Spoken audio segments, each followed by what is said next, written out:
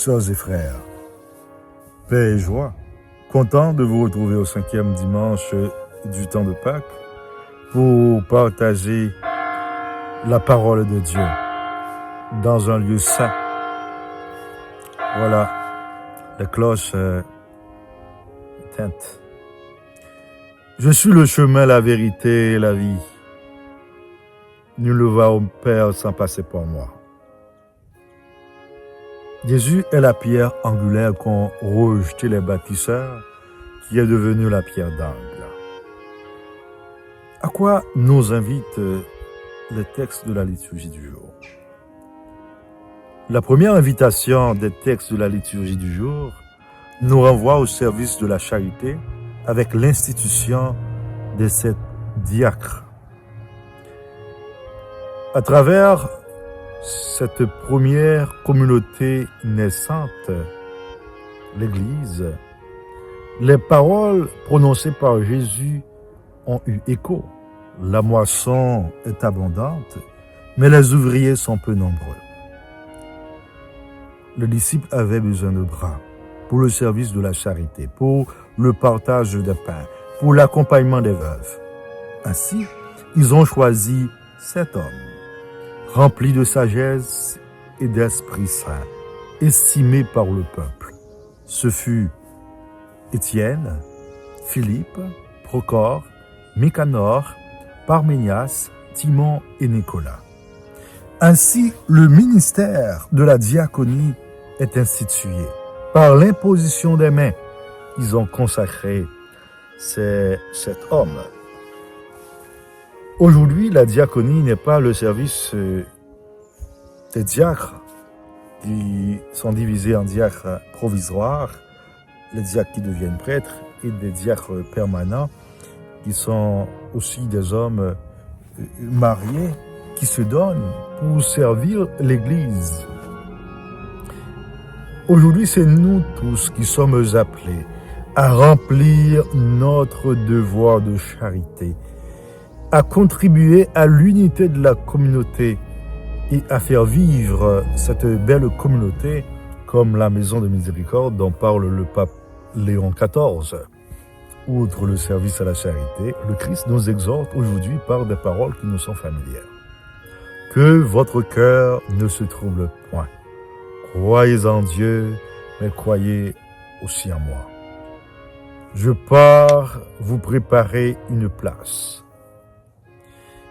Donc, nous vivons des moments difficiles, des moments de doute, des moments de trouble, des moments d'incertitude, de crise de foi, face à la maladie, face aux problèmes sociopolitiques, la guerre, les conflits et des problèmes personnels.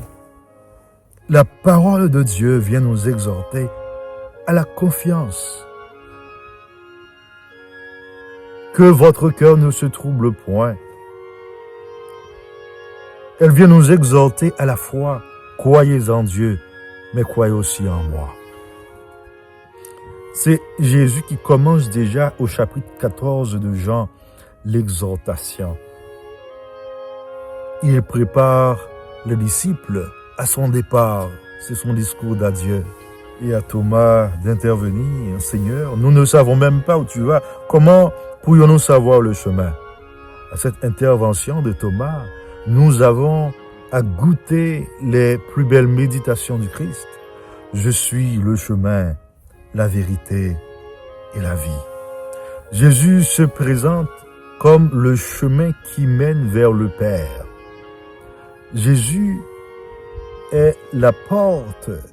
Avons-nous médité dimanche dernier la porte des brebis? Il est le berger lui-même. Mais il se présente aujourd'hui comme le chemin, la vérité et la vie. Donc, en Jésus, nous pouvons avoir accès au Père. C'est lui le chemin qui mène vers le Père. Et plus loin, on va lui demander, mais Seigneur, montre-nous le Père. À lui de répondre, il y a longtemps que je suis avec vous, Philippe, et vous ne me connaissez pas.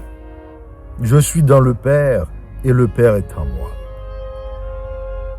Jésus nous donne non seulement de connaître qui est le Père, en révélant par sa vie, par ses œuvres, le Dieu qu'il prêche, le Dieu de Jésus-Christ, le Dieu notre Père, le Dieu créateur et le Dieu de la vie. Mais il continue à se révéler encore aujourd'hui dans ce sacrement d'unité qu'est l'Eucharistie. Mais oui, il est la vie.